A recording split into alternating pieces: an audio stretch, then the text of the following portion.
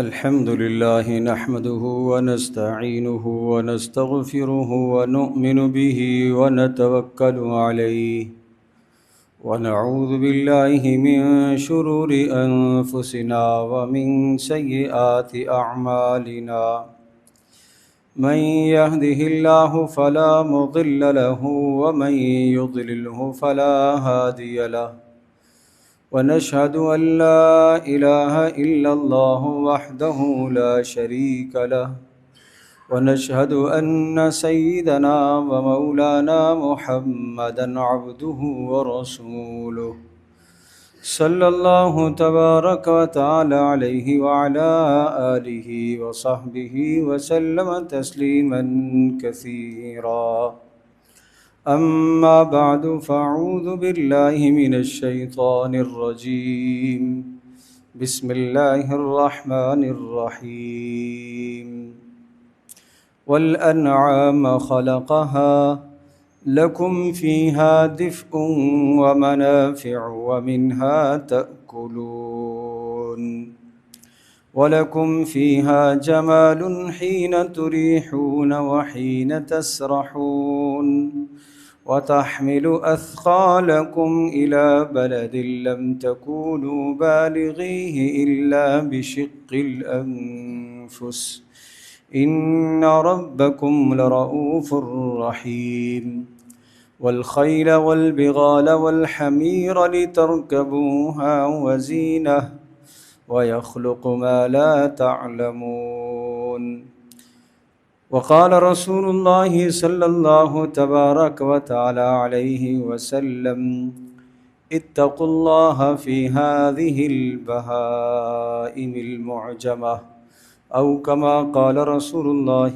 صلى الله تعالى عليه وسلم وقال رسول الله صلى الله تعالى عليه وسلم إن الله كتب الإحسان على كل شيء فإذا قتلتم فأحسنوا القتلة وإذا ذبحتم فأحسنوا الذبح وليحد أحدكم شفرته ثم ليرح ذبيحته أو كما قال رسول الله صلى الله تبارك وتعالى عليه وسلم رب اشرح لي صدري ويسر لي أمري واحلل عقدة من لساني يفقه قولي اللهم صل على محمد وعلى آل محمد كما صليت على إبراهيم وعلى آل إبراهيم إنك حميد مجيد اللهم بارك على محمد وعلى آل محمد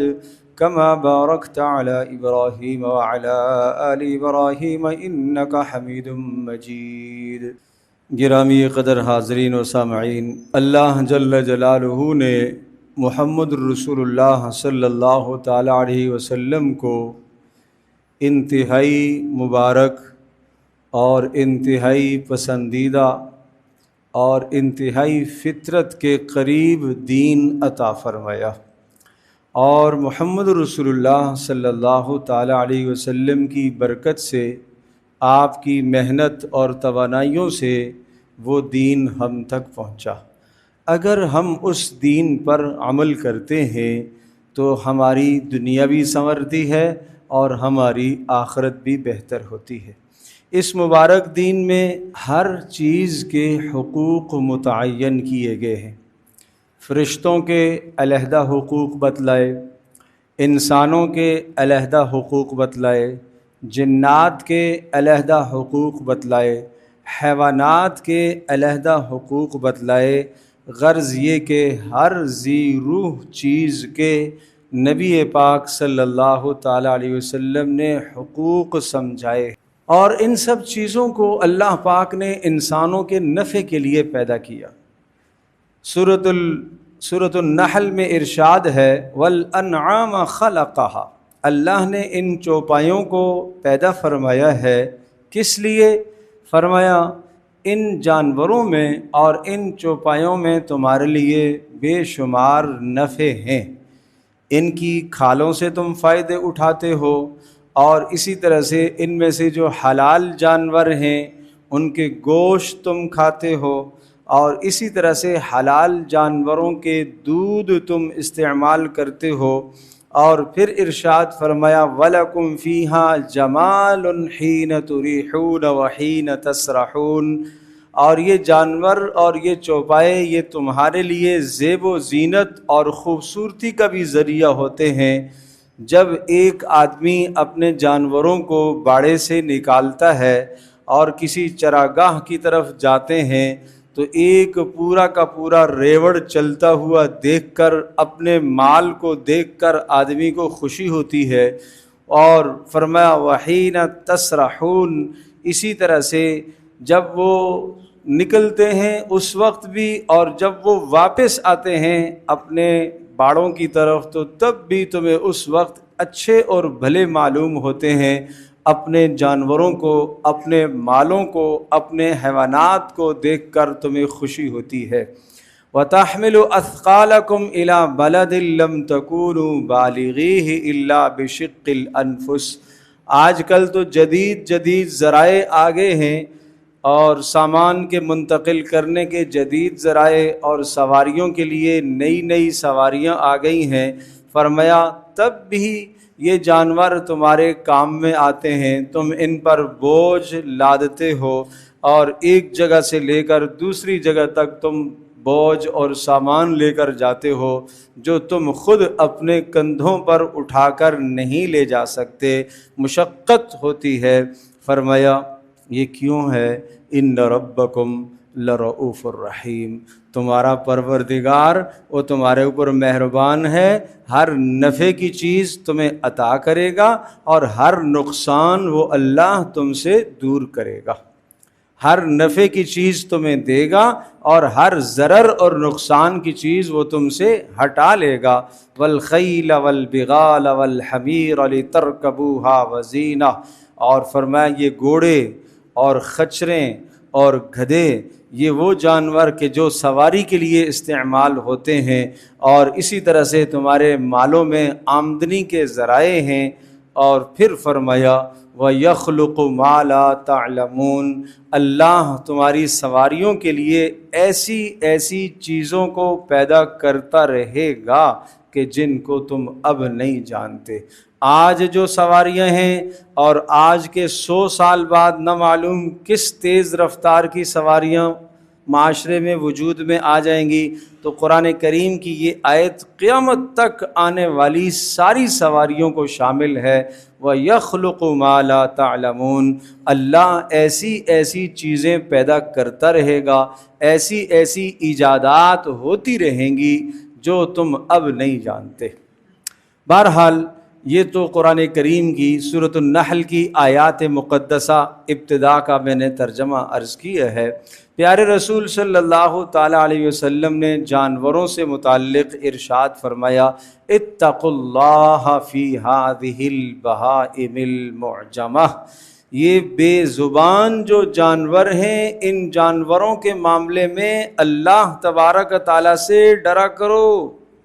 حضرت صلی اللہ تعالیٰ علیہ وسلم نے اس مبارک حدیث میں جانوروں کے حقوق کو ذکر فرمایا، چونکہ قربانی کا سیزن آ رہا ہے اور قربانی کے موقع ہیں، اور ہر آدمی اور اکثر و بیشتر معاشرے میں جانوروں کو خریدیں گے، چھوٹے جانور، بڑے جانور، قداور جانور، بھیڑ بکریاں اور قسم کے جانور ہم قربانیوں کے لیے خریدیں گے، چاہے ہم 2 دن رکھیں، چاہے ہم 1 ہفتہ رکھیں، چاہے ہم 1 مہینہ رکھیں، یا جن لوگوں کے پاس پورا سال جانور پلتے ہیں اور وہ ہر سال اپنے جانور پال کر قربانیاں کرتے ہیں، پیارے رسول صلی اللہ علیہ وسلم کی تعلیمات ان سب لوگوں کو سیکھنی چاہیے، جاننی چاہیے کہ محمد رسول اللہ صلی اللہ علیہ وسلم نے ہمیں ان جانوروں کے متعلق کیا کیا باتیں ارشاد فرمائی ہیں۔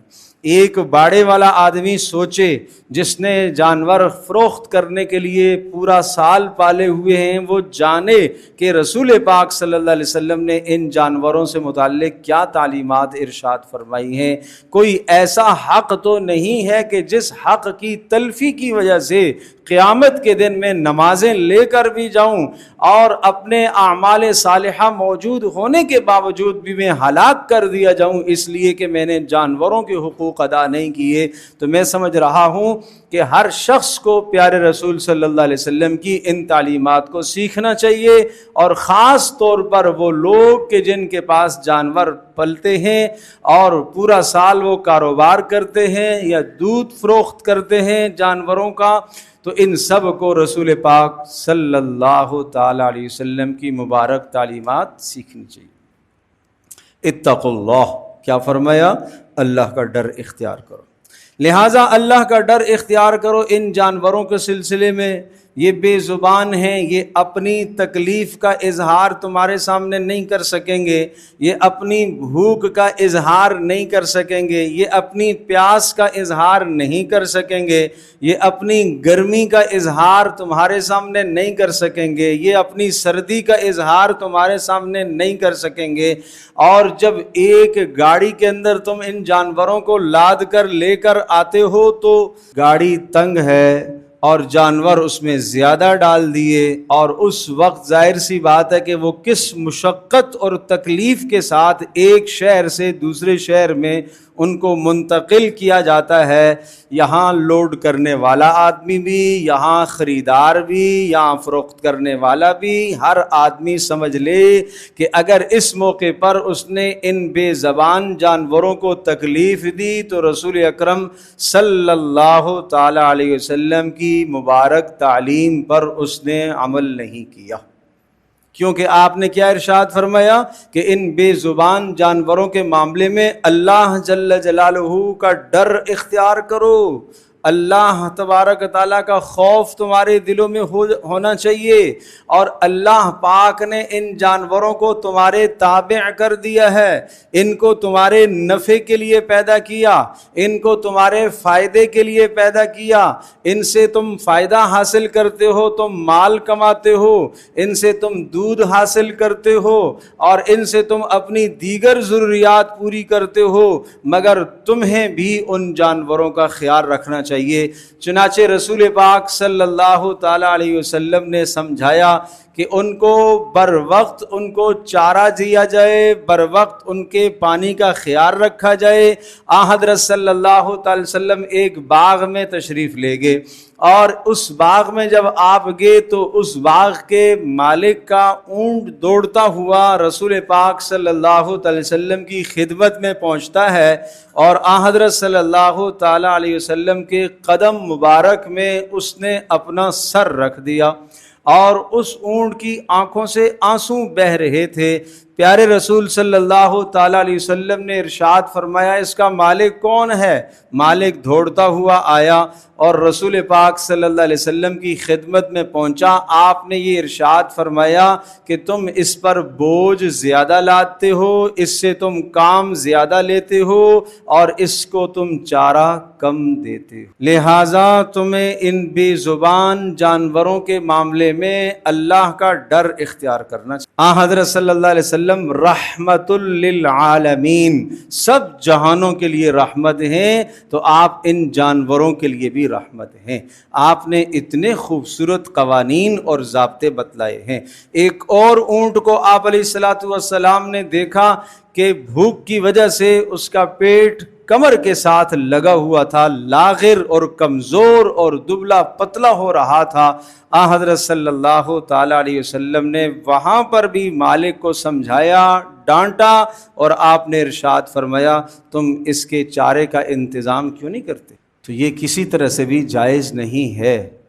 اور اسی طرح سے ہم جس شہر کے اندر رہتے ہیں، کہیں پانی موافق ہوتا ہے، کہیں پانی موافق نہیں ہوتا، تو جس طرح سے ہم اپنے پانی کا خیال رکھتے ہیں، صاف ستھرا پانی ہمیں چاہیے ہوتا ہے، میٹھا پانی ہمیں چاہیے ہوتا ہے، اس بات کا ہم خیال رکھیں کہ اگر جانور آپ نے پالا ہے، 4 دن اپنے پاس آپ نے رکھا ہے، 10 دن اپنے پاس رکھا ہے، 2 دن اپنے پاس رکھا ہے، تو اس کے پانی کا بھی معقول انتظام کیا جائے۔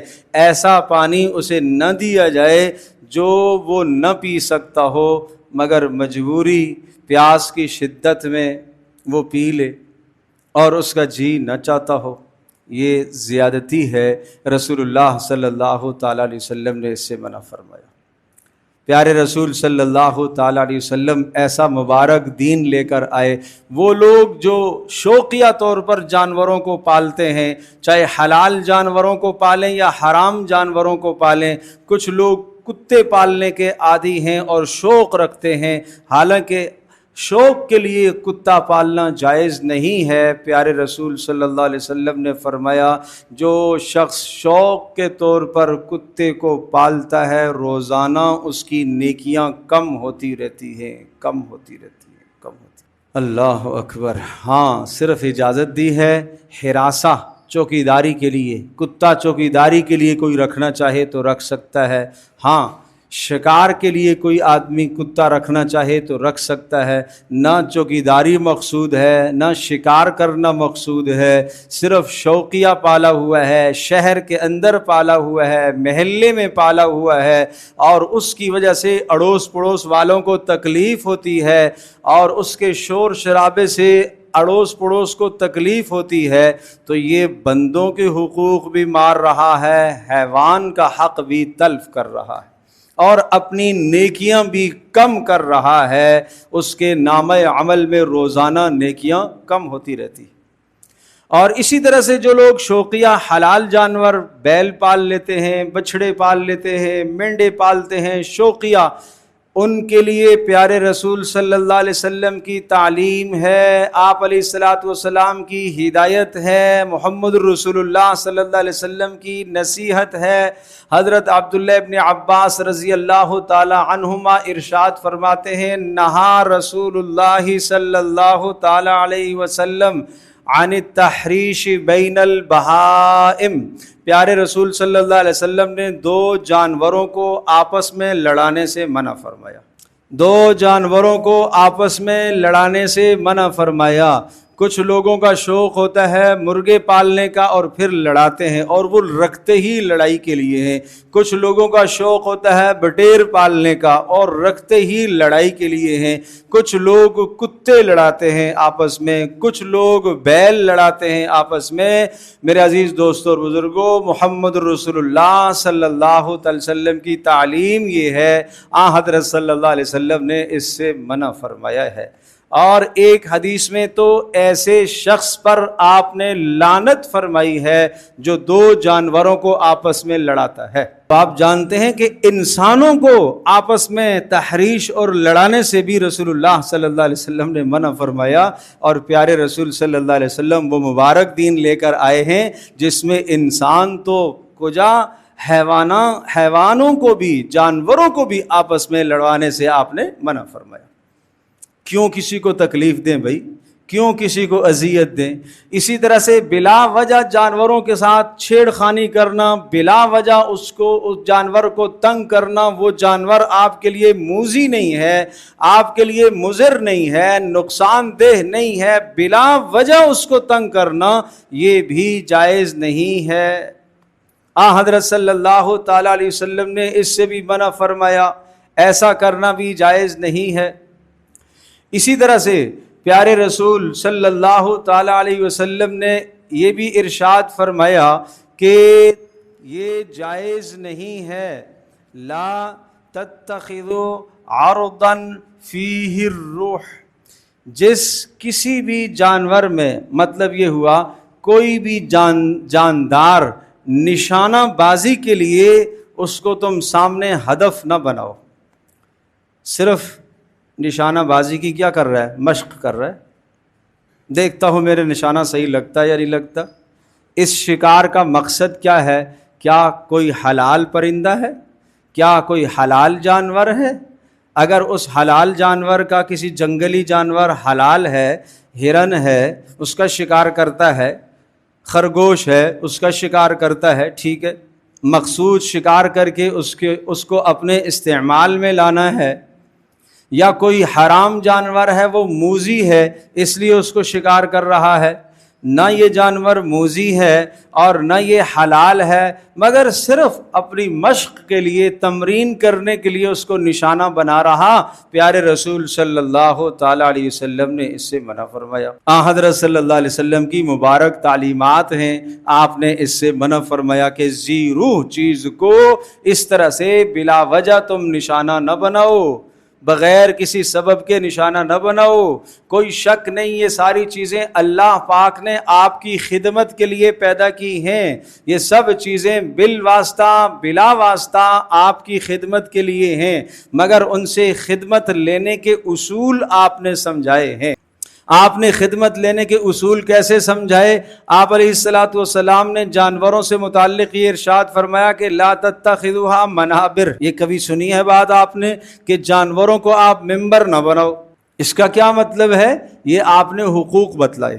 معنی یہ ہے کہ ایک آدمی اگر جانور سے استفادہ کر رہا ہے سواری کے لیے، ایک آدمی ادھر سے جا رہا ہے جانور پر سوار، اور وہ سواری والا ہی جانور ہے، گھوڑا ہے مثال کے طور پر، اونٹ ہے، سواری والا ہی جانور ہے، اور ایک آدمی سامنے سے آ رہا ہے، ان دونوں کو آپس میں بات چیت کرنی ہے، 1 گھنٹہ ہو گیا، اس کا جانور بھی کھڑا، اس کا جانور بھی کھڑا، یہ دونوں اپنے جانوروں پر بیٹھے ہوئے اور کیا کر رہے؟ آپس میں گفتگو کر رہے۔ آپ نے اس سے منع فرمایا۔ آپ اندازہ کیجئے کتنی باریک باتیں ہیں، کتنی ایسی ہدایات ہیں کہ ہمارا تصور بھی وہاں نہیں جاتا کہ اچھا یہ بھی کوئی غلط کام ہے۔ آپ نے اس سے منع فرمایا کہ اس سے جانور کو تکلیف ہوتی ہے۔ آپ نے آپس میں بات چیت کرنی ہے، اتر جاؤ جانور سے، اپنی سواری سے اتر جاؤ۔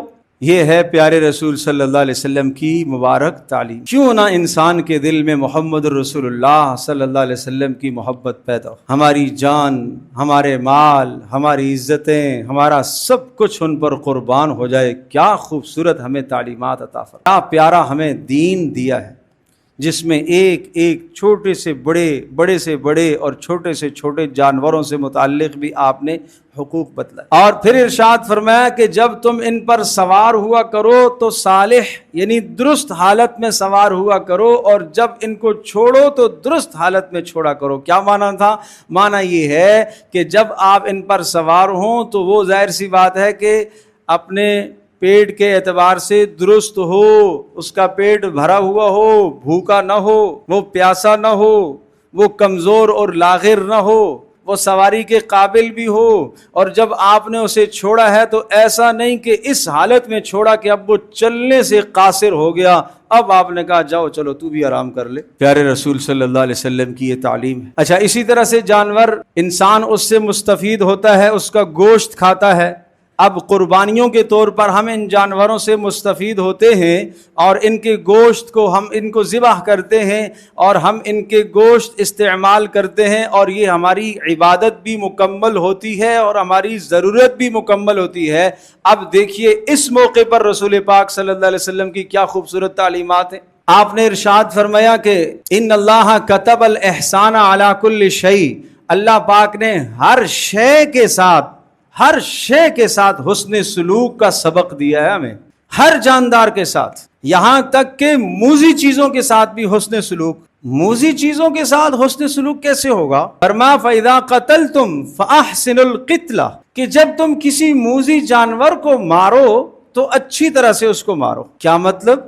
ایسا نہ مارو کہ وہ زخمی ہو گیا اور وہ تڑپ تڑپ کے پھر مر جائے، 2 دن 3 دن تڑپتا رہے اور تڑپ کر وہ مرے، ایسا نہ کرو۔ شاید یہ بات آپ نے سنی ہو، پیارے رسول صلی اللہ علیہ وسلم نے ارشاد فرمایا وزغ، گرگٹ، اس کو جو آدمی مارتا ہے ثواب بتلایا، اور فرمایا جو پہلے وار کے ساتھ اس کو مار دے اس کو 100 نیکیاں ملے گی، 2 وار لگے پھر مرا پھر وہ نیکیاں نہیں ہیں، 3 وار لگے پھر مرا پھر وہ نیکیاں نہیں ہیں۔ کیوں؟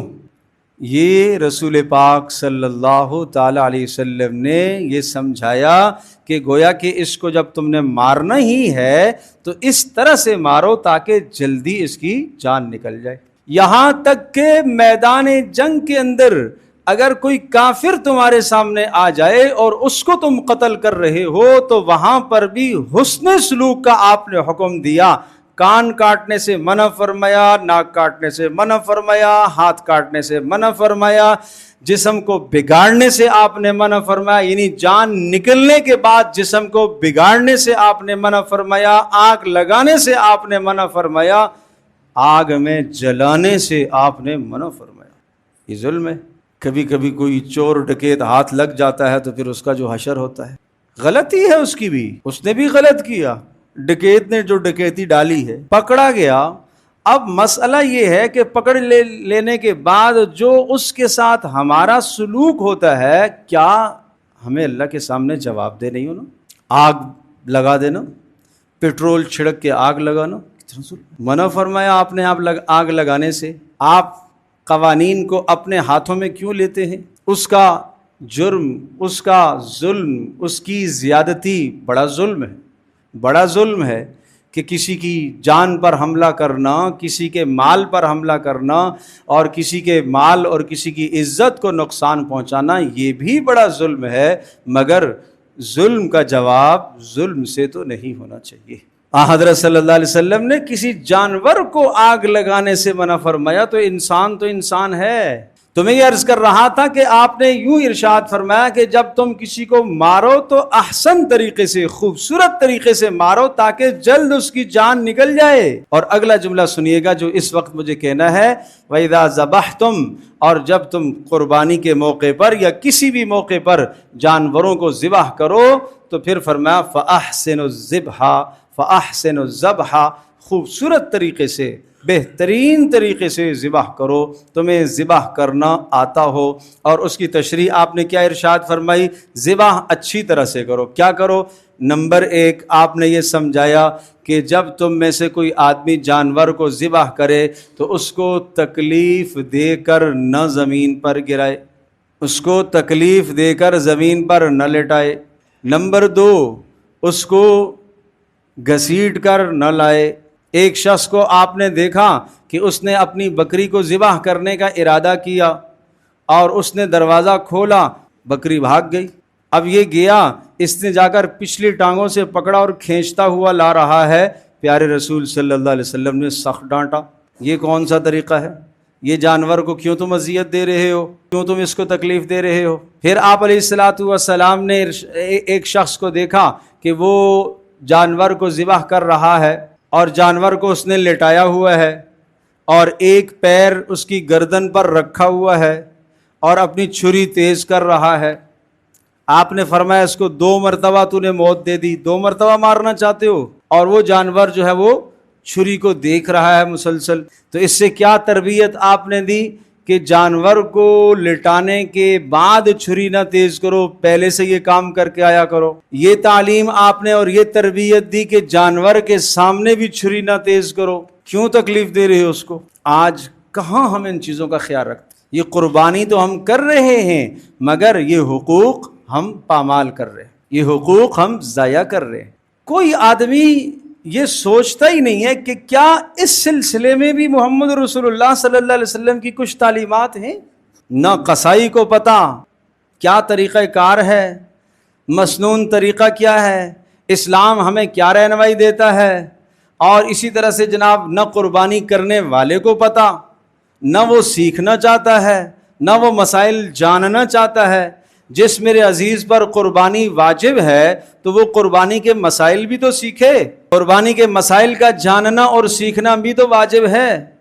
یہ تو نہیں کہ جانور گھر میں لا کر ذبح کر دیا اور عید والے دن جناب ایک قصاب کو لے آئے، خود چھری پھیری یا اس نے چھری پھیری۔ کوئی حکم، کوئی حدیث، کوئی قرآن، کوئی سنت، کوئی شے ہم نے نہ دیکھی، نہ ہم نے مسئلہ پوچھا۔ اس سے بڑھ کر اور کیا جہالت ہوگی؟ کیا وہ جانور کا ذبح کرنا صرف گوشت کھانے کے لیے ہے؟ رسول پاک صلی اللہ علیہ وسلم نے تو ہمیں تعلیمات دی ہیں، آپ نے تو ہماری شاندار تربیت فرمائی ہے، آپ نے تو ہمیں حقوق سکھلائے ہیں، آپ نے تو ہمیں اخلاق بتلائے ہیں۔ تو اس لیے فرمایا فَأَحْسِنُوا الذَّبْحَ، خوبصورت طریقے سے ذبح کرو، اور اسی طرح سے دوسرے جانور کے سامنے چھری نہ تیز کرو، اسی طرح سے بری طرح سے اس کو گھسیٹ کر کھینچ کر مت لاؤ۔ پیارے رسول صلی اللہ علیہ وسلم نے اس سے منع فرمایا۔ پھر آپ نے ارشاد فرمایا کہ جب تم میں سے کوئی آدمی جانور کو ذبح کرے تو اچھی طرح سے ذبح کرے، اور آپ نے ارشاد فرمایا کہ وَلْيُرِحْ ذَبِیحَتَهُ، اپنے جانور کو راحت پہنچانے کی کوشش کرو۔ پھر آپ نے فرمایا وَلْيُحِدَّ أَحَدُكُمْ شَفْرَتَهُ، اپنی چھری کو اچھی طرح سے تیز کرو، اچھی طرح سے تیز کرو تاکہ جانور کو سہولت رہے۔ جان تو جائے گی ہی جائے گی، مگر کم سے کم اس کو تڑپ نہ ہو۔ چھری خراب ہے، چھری کند ہے، کاٹ نہیں سکتی، یہ زور لگا رہا ہے، اس سے جانور کو تکلیف ہوتی ہے۔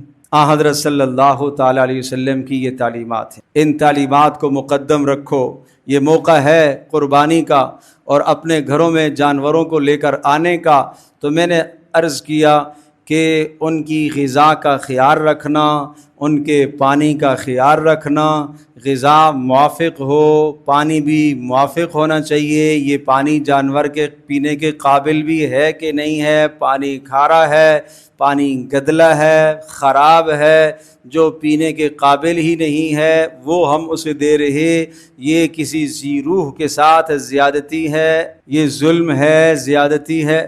سردی میں موسم کے حساب سے اس کا خیال رکھنا، گرمی میں موسم کے حساب سے اس کا خیال رکھنا، چارے میں اس کا خیال رکھنا، بلا وجہ اس کو تکلیف نہ ہو۔ چھوٹے چھوٹے بچوں کو لے کر ہم نکیل ہاتھ میں تھما دیتے ہیں۔ اللہ پاک نے ان جانوروں کو ہمارے تابع تو کر دیا، وہ چھوٹے بچے لے کے گھماتے ہیں، تنگ کرتے ہیں، تکلیف دیتے ہیں، مار پیٹ کرتے ہیں۔ سخت منع ہے بھائی، سخت منع ہے۔ چہرے پر مارنے سے منع فرمایا، چہرے پر مارنے سے منع فرمایا۔ ایک شخص کے جانور کو آپ نے دیکھا کہ اس کے چہرے کو داغ لگا ہوا تھا۔ داغنا ایک بیماری کے لیے جانور کے چہرے کو داغا کرتے تھے، تو آپ نے فرمایا کہ تجھے داغنے کے لیے چہرے کے علاوہ کوئی اور جگہ نہیں ملی اس جانور پر، کوئی اور عضو تمہیں نہ ملا، کیوں چہرے کو داغا آپ نے؟ تو رسول اکرم صلی اللہ تعالیٰ علیہ وسلم کریم ہے، آپ رحیم ہیں، پیارے رسول صلی اللہ علیہ وسلم رحمت للعالمین ہیں۔ حضرت صلی اللہ تعالیٰ علیہ وسلم نے اس سلسلے میں ہمیں حقوق بتلائے ہیں۔ تو بس یہ درخواست ہے کہ آپ یہ قربانی کے موقع پر اپنے گھروں میں جانوروں کو لائیں گے، خرید کر لے کے آئیں گے، 2 دن 3 دن 4 دن اپنے پاس رکھتے ہیں، ان سب باتوں کا خیال رہے اور ذبح کے وقت بھی خیال رہے، اور جو ذابح ذبح کرنے والا ہے وہ اچھی طرح سے ذبح کرنا جانتا ہو، تکلیف نہ ہو، اور اسی طرح سے جب تک جانور ٹھنڈا نہ ہو جائے اس سے پہلے اس کی کھال کھینچنا اس سے بھی منع فرمایا۔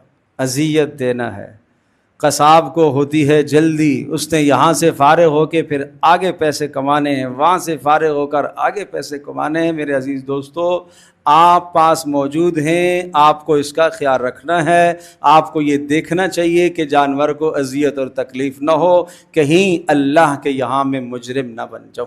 قرآن پاک میں آتا ہے سورہ روم میں، ظہر الفساد فی البر والبحر بما کسبت ایدی الناس، کہ زمین میں جو فساد پھیلتا ہے وہ انسانوں کے اعمال کے نتیجے میں فساد پھیلتا ہے، اور قیامت کے دن یہ جانور بھی انسانوں کے خلاف دعویٰ دائر کریں گے کہ اس انسان نے ہمارے اوپر ظلم کیا تھا، اس انسان نے ہمارے اوپر ظلم کیا تھا۔